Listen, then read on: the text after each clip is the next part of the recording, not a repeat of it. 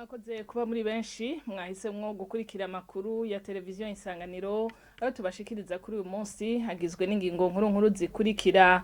Leta y'u Burundi iramotswa umushikiranganje wa mbere mushasha kuva kuri uyu wa gatatu.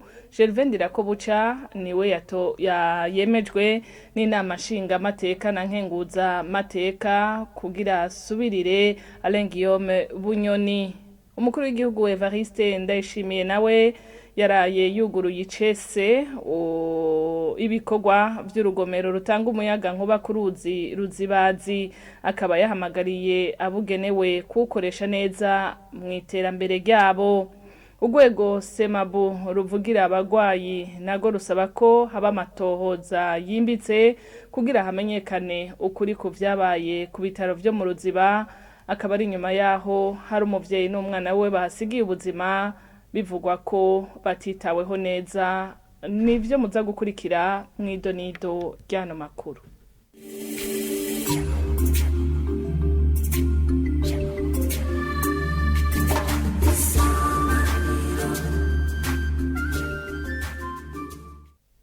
Dasuye kubaramutsa ndabana ikaze muri ano makuru mu rurimi rw'ikirundi. Inama nshinga mateka yemeje kuri uyu wa gatatu Ndirakobuca ngo aje mu kibanza c'umushikiranganje wa mbere. Impari hagati y'abashinga mateka zahagaze ku buryo bwo gutora. Bamwe bari bifuza gutora mwibanga, abandi gutora ku mugaragaro. Ni nkuru tubaza Obeniyo nkuru. Abashinga mateka babanje gusomerwa n'urongoye iyo nama nshinga mateka ivyo Ndirakobuca amaze kurangura uhereye ku mashuri yize hamwe n'ubuzi amaze gukora ico bita CV mu rurimi rw'igifaransa. Ariko imbere yuko bamwemeza habaye impari zijanye n'uburyo bwo gutora. Bamwe bari bashigikiye ko amatora aba biciye mu nyandiko kakaba kabanga kumwe, abandi nabo bati ahubwo no gukoma amashi, nayo abandi bakavuga ko iciza ari ukuduza amaboko. Daniel Ndabirabe arongoye inama nshinga mateka yavuye yifatanya n'aba basaba ko hoba amatora badugije ibiganza. Abandi bashinga mateka ariko babajije cane igituma umushikiranganje wa mbere ahinduwe. Bamwe bati mbega yatanze imihoho canke nta cizere agifitiwe. Daniel Ndabirabe yabishuye ko umukuru w'igihugu we yanarungikiye iryo zina rya Ndirakobuca abashinga mateka atunganya uko abona bibereye inzu arongoye bivanye n'inyifato y'abasanzwe bamufasha. Umukuru w'igihugu arafise aho twari kuvuga mu kigo mu nziwe direct, aho mu nziwe direct naho bita lo cabinet. Burya iyo bavuze cabinet ntabwo baba bavuze chef de cabinet, oya. Lo cabinet nka mu Burundi hariho barya abakozi mbanze ndabashire ku ruhande, abakozi basanzwe. Mugabo hariho vice president ari muri cabinet yiwe, hariho premier ministre ari muri cabinet yiwe, nuko bari mu nzu. Aba ministre abashikiranganje bari mu nzu. Ntimuze kubaza muti none iyi ni discretion y'umukuru w'igihugu. Ntimuze kubaza uti none kubera ikabikoze. Eka nanuwo mubaza iyo mubaza abikuye mu nziwe, niwe amenya uko abipanga, niwe amenya uko abigenza. Aha n'ukuri nta umukoreramo nkuko n'abatoza kugukoreramo mu nzi wabo, kandi birumvikana. Abashinga mateka bari bitavye ivyo bikorwa uko ari 105 hamwe n'abandi batumye bose hamwe bakaba 113, bakaba baciye bemeza izina rya Ndirakobuca nk'umushikiranganje wa mbere agiye gusubirira Guillaume Bunyoni.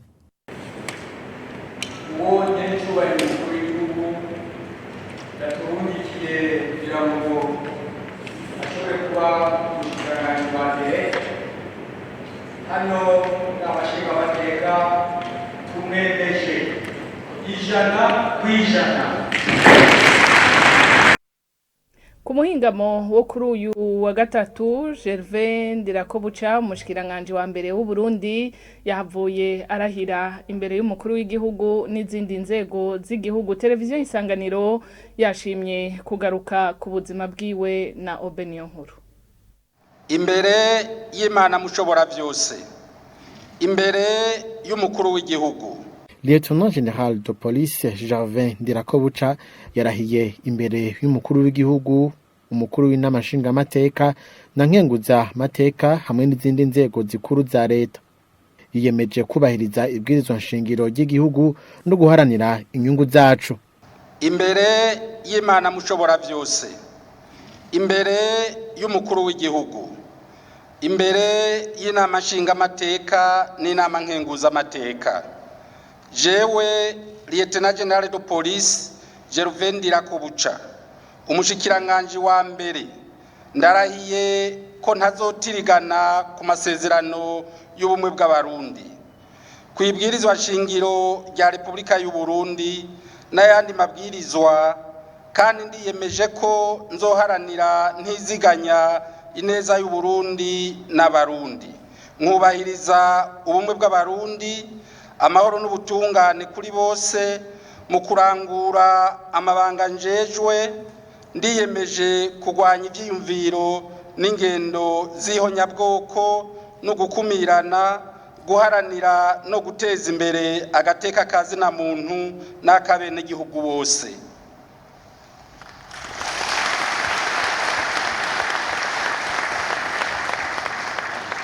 Gervais Ndirakobuca yavukiye mu ntara y'Ibitoke muri commune Bukinanyana mu mwaka w'1970.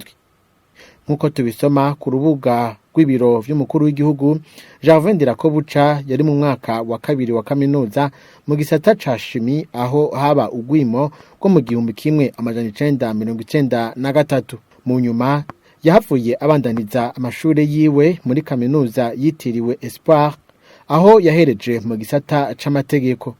Lieutenant General de Police Gervais Ndirakobuca yararanguye amabanga atandukanye mu biro vy'umukuru w'igihugu, mu bushikiranganje bw'umutekano, mu biro bijejwe igendereza n'ahandi.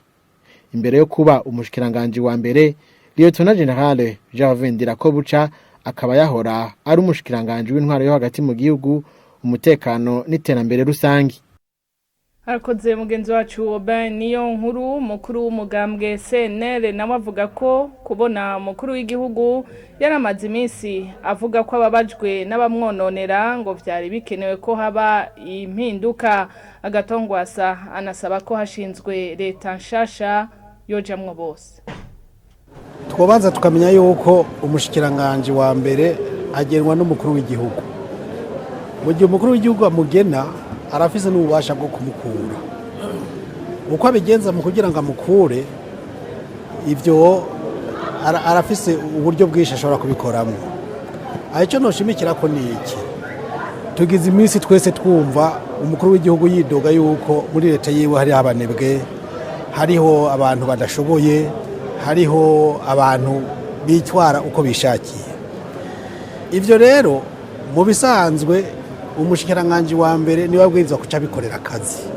Abo batabishoboye akashikiriza umukuru w'igihugu, abandi babishoboye abo bo barabanebwe akamuha abandi bashaka kurangura ibikorwa nkuko bikwiriye.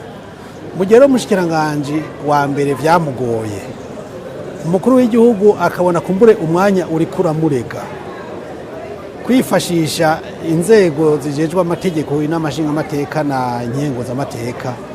Je ndumva yuko ari ibintu bisanzwe, kuko n'ubundi umukuru w'igihugu uwagena arazana iryo zina rikemezwa canke rigahakanwa n'inama nshingamateka.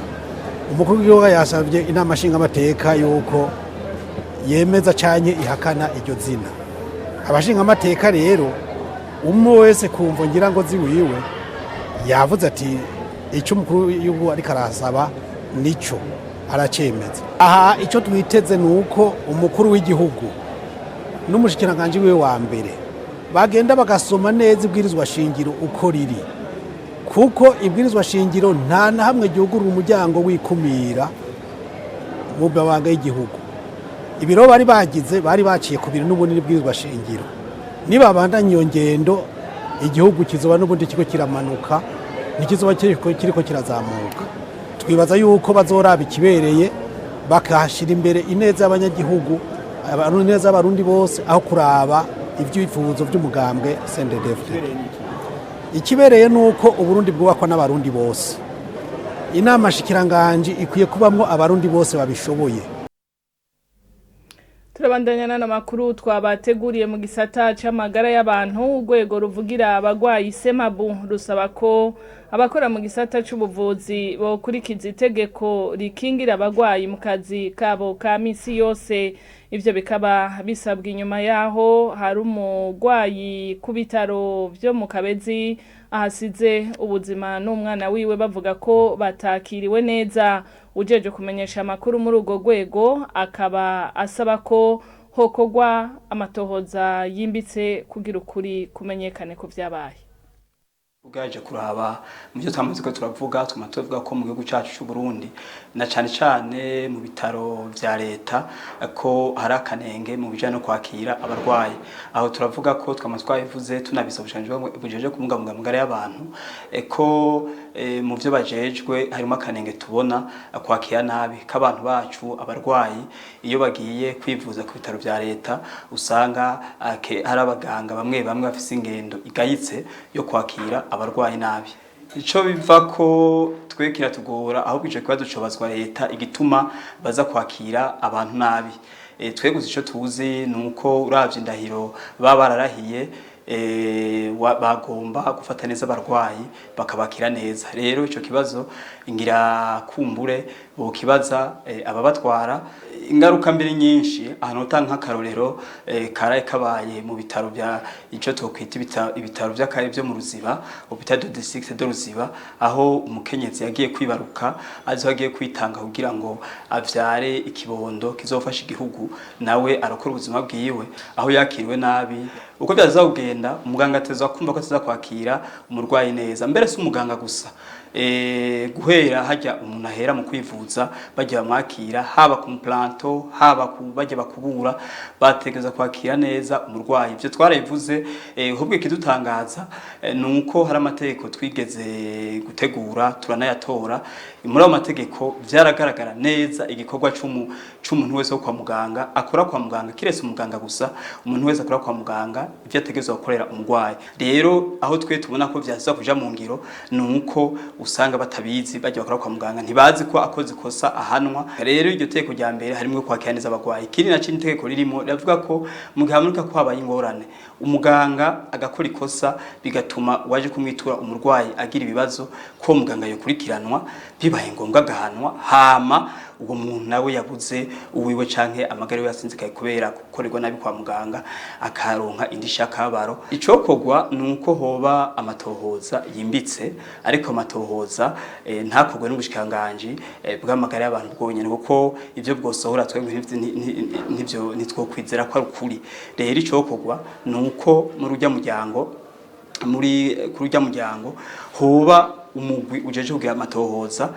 Uwo mugwi no kaboba urimwo ubushanje bw'amagara y'abantu abakozi bo ku bitaro vya hajya mu Ruziba ariko abagize ujya muryango bakajamwo na Semabu twe tukajamwo kugira ngo ibizovamo biba ari ibintu vyizeye bishobora guhumuriza abarundi.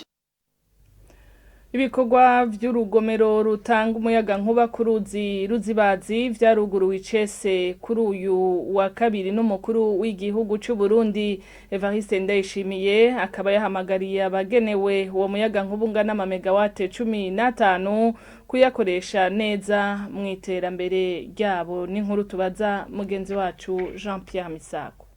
Mwijambo jiwe ahejeje kugendera urugomero no kugurura icese ihinguriro ry'umuyaga nkuba rya Ruzibazi Evariste Ndayishimiye umukuru w'igihugu c'u Burundi avuga ko Uburundi bushumbushijwe umuyaga nkuba wari kuva ku ruzi Impanda. Kuko umukuru w'igihugu c'u Burundi ishirahamwe ry'abashinwa Sino Hydro ryubatse urwo rugomero nivyo gukeza kuko ryarangije ibikorwa n'ikiringo ryahawe kitarahera mu gihe hari abariko barakwega amaguru bitwaza ikiza ca coronavirus. Perezida Ndayishimiye ahanura abaronkejwe umuyaga nkuba uhereye ku Banyarumonge kwerekana ko bawuronse bawukeneye. Uretse urubanza rw'abakozi baharugwa ku 500 bitwariye iryo shirahamwe Sino Hydro ko ritabatanga intererano muri NSS kandi ritabarije amasaha barenza kuyatekanijwe n'akazi ruri mu butungane, Consolateur Nitungabura amatari w'intara ya Rumonge avuga ko ibindi bibazo bagiye barabitorera umuti mu mwumvikano, ariko nk'uko abivuga inzu z'iryo shirahamwe zikwiye kwegurirwa intara ya Rumonge, hanyuma ibarabara rija ku rugomero risigwe kaburimbo, mu gihe ababa ku mitumba aho basuka urwo rugomero rutanga umuyaga nkuba nabo basaba kuronswa umuyaga nkuba. Ku vyerekeye no guha umuyaga nkuba ababa kuri iyo mitumba, Dr. Engineer Major Jean Albert Manigomba, umuyobozi mukuru wa Regideso, avuga ko ivyo bizokorwa kandatsinda ngo niko amategeko abivuga. Umukuru w'igihugu yaboneyeho gutegeka kandi abegwa n'ikibazo cyo gutanga umuyaga nkuba ku muyange wa Nyanzarake ko babwirizwa kugikura mu nzira vuba bwango. Urwo rugomero rutanga umuyaga nkuba wa megawate 15 kuva muri mu mukakaro uyu mwaka turimwo gubatswe kuri miliyoni 502,670 mu mafaranga y'amashinwa nk'uko umushikiranganje ajejwe amasoko ntangaguvu abivuga. Hano ni amakuru twari twabateguriye kuri uno munsi duciye tuyasozerera. Reka ndabashimire mwebwe mwese mwadukurikiye, shimira na bagenzanje bafashije gutorokanya no makuru twabashikirije. Mwese ndabifurije kuroranirwa mu vyanyu.